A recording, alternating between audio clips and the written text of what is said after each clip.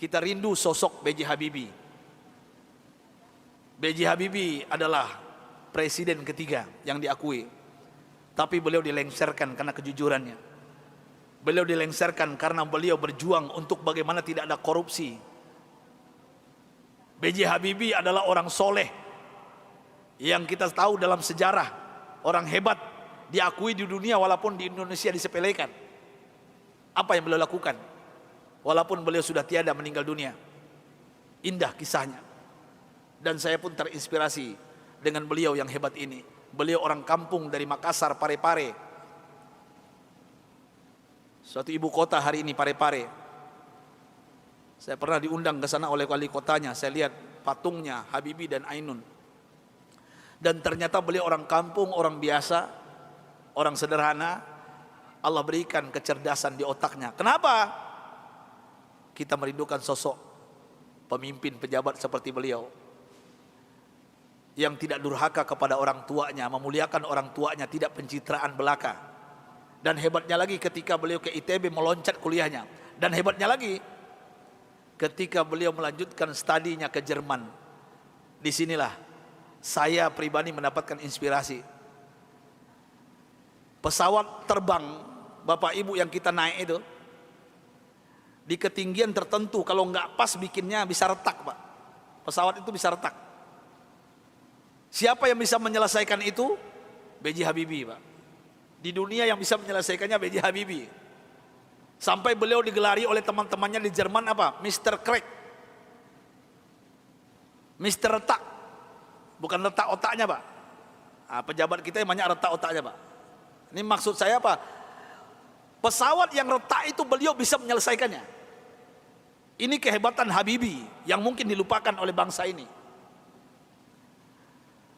Tapi ada yang lucu, aneh bin ajaib, ternyata beliau bukan orang tercerdas di dunia. Sampai beliau di Jerman, apa yang terjadi? Beliau tidak pernah ranking 1, ranking 2. Beliau ranking 3.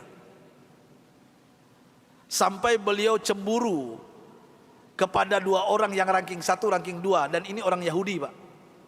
Orang kafir, laki dan perempuan. Saking herannya beliau, padahal beliau apa yang beliau isi itu benar semuanya. Tapi saking penasarannya, bertanya kepada Yahudi 2 ini. Apa kata beliau? Aku mau tanya kepada kalian berdua, apa rahasianya sampai kalian hebat di dunia, ranking 1, ranking 2? Saya kenapa tetap ranking 3? Apa jawaban Yahudi 2 ini, laki dan perempuan ini? Oh, Rudi. Beliau dipanggil Rudi, bukan Habibie. Ya, Baharudin Yusuf Habibie. Rudi, this is our secret. Ini rahasia kami, nggak mungkin kami kasih tahu. Besok beliau tanya lagi, apa rahasianya? Besok tanya lagi. Berhari-hari beliau bertanya. Akhirnya bosan Yahudi 2 ini. Sampai Yahudi ini mengatakan, Bapak Ibu, rahasianya. Come here, Rudi. Sini, Rudi, kami mau mengatakan kepada engkau, tahukah engkau rahasia? Kenapa kami cerdas? Kenapa kami ranking 1, ranking 2 hebat? Apa jawabannya? Ini yang membuat B.J. Habibie malu dan meneteskan air mata. Pahlawan yang hebat ini, ketika Yahudi ini mengatakan, kami di sepertiga malam terakhir, jam 3 bahasa kita di Jakarta, bangun.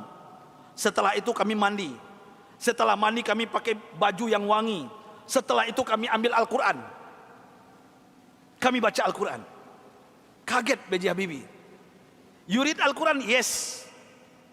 Kalian kan kafir Yahudi, kenapa baca Al-Quran? Kami yakin dengan Al-Quran. Walaupun kami tidak mempercayai Al-Quran, mempercayai Islam, tapi kami yakin dengan Al-Quran. Heran B.J. Habibie, orang kafir Yahudi yang juara 1, juara 2 di Jerman ini, setiap jam 3 pagi mandi, pakai minyak wangi, baca Quran. Apa jawaban mereka?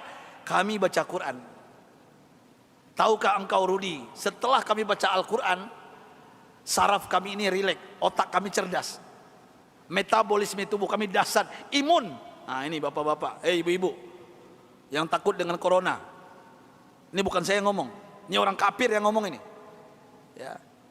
Imunitas kami naik tinggi. Kenapa? Al-Quran. Al-Quran kami baca. Sampai B.J. Habibie nggak yakin, nggak percaya. Apa kata Yahudi berdua ini Bapak Ibu? Kalau kalian nggak yakin, silakan. Surah apa?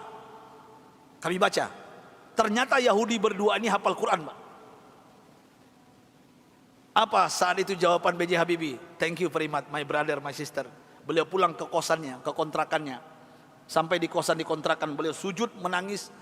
Rasanya tertampar wajah beliau, malu beliau, padahal beliau beragama Islam, orang kafir. Jam 3 bangun mandi baca Quran. Mulai saat itu bapak-bapak dan ibu-ibu, saya ingin berbicara pahlawan satu ini, orang hebat ini.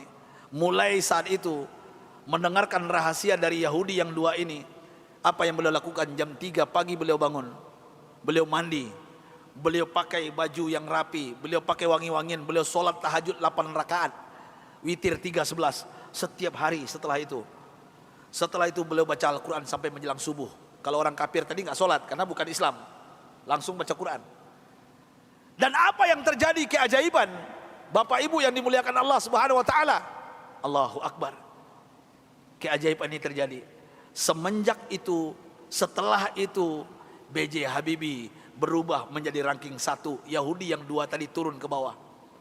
Dan orang Yahudi berdua ini menyesal memberikan rahasia kepada B.J. Habibie. Artinya apa? Kalau ingin merdeka kita di Indonesia, jangan tinggalkan Al-Quran. Kalau ingin sukses anak-anak kita, bapak, ibu, cucu kita, sampaikan kepada mereka Al-Quran adalah obatnya.